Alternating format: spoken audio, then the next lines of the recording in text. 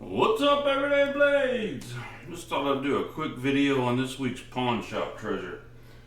As you guys know, I hunt down pawn shops pretty good. Believe it or not, I've been doing this for about 3 to 4 years, pawn shop chasing, and I'm still finding pawn shops I didn't know existed. There has to be 200 pawn shops in the greater Houston area. And, you know, I hear guys say all the time, I don't find stuff like that in my pawn shops. You're exactly right, and I don't either. 98% of them have the same crap. Laptops, TVs, Xboxes, just all the same crap that I'm not interested in. But every once in a while, I walk in and find a gem. I saw the most expensive amount of knives I've seen that are Arcana knives in a display case in a pawn shop this week. It was like a Todd Begg Mid-Tech, a Shirogorov in a pawn shop, NL, and a Marfion. Nothing super spectacular, but for a pawn shop, it was unbelievable. And the guy was asking way too much. I mean, it was ridiculous, more than what I could even sell them for. So, of course, I passed on him. He said he bought a guy's whole collection with like 20 knives. I sure would have liked to have seen the other knives. So these are two that I did get this week at the same pawn shop. I got these at the same pawn shop I got the big Cold Steel score at, where I found all them old brand new Cold Steels. Did very well on those. But these are, so this one is a Cold Steel. And this is the old Cold Steel. This is made in Japan Cold Steel. This is a Voyager, and I'm not a Cold Steel expert. I looked up Cold Steel Voyager, and a bunch of knives came up. I guess they have new knives in their Voyager line, but this is like the original. And these knives are like brand new. They had lost the box. They set up on the shelf so long they didn't have the box anymore.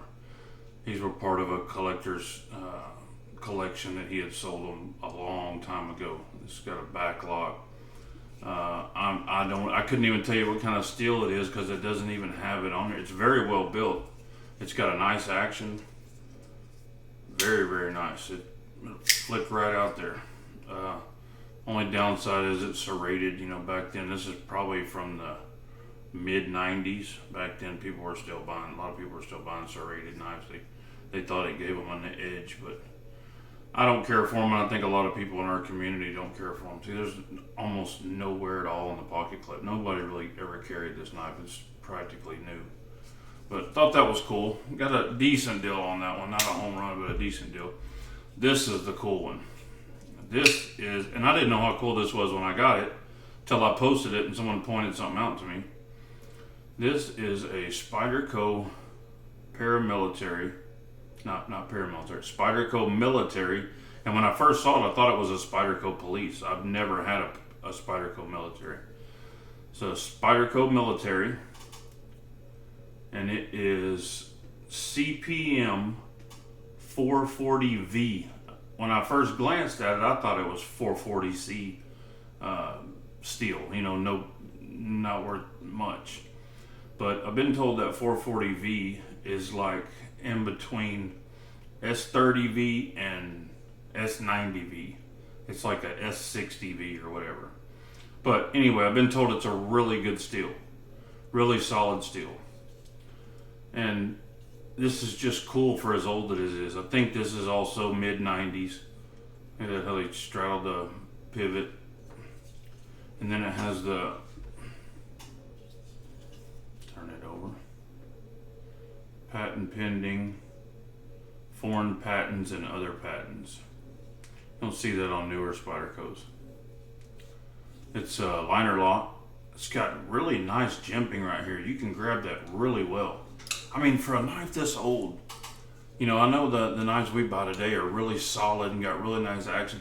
This feels like a paramilitary tube would if you bought it new. This is what it feels like. This is what the action feels like. I mean, it's pretty much new. It's not really been carried or used. It's just been on a shelf since it was new. But I was just amazed at, this is why Spyderco is the powerhouse that it is. They've always made great knives. I'm not a fan of serrated knives. If I'm going to get a serrated knife, I want it fully serrated like this, or mostly serrated. I think that's kind of cool. Just want to show it off to you guys. Not something we see every day. I'm selling these, so if anybody's interested, hit me up in the group, shoot me a message. So, one more. I think I've already showed this one, but this was the same week, so I'll include it in this video. This is my favorite of this week. This one's staying in my collection. For now, anyway. You know how I am. This is a Benchmade 32 Balisong with D2 tool steel. You see the Benchmade logo. And it's D2. I'll turn it over so you can see it.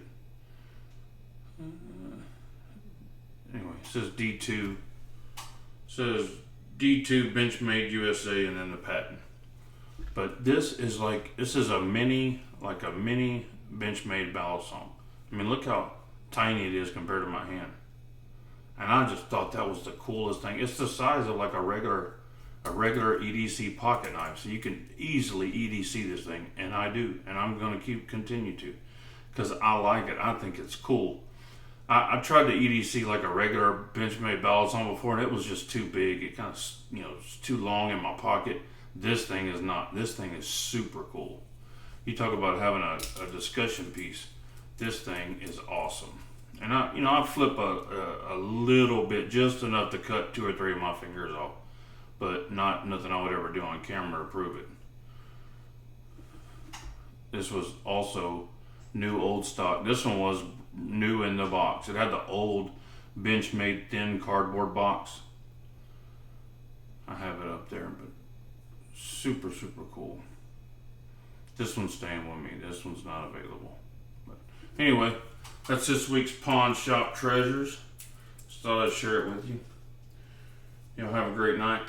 God bless you and your families. Say a prayer for our country. Good night.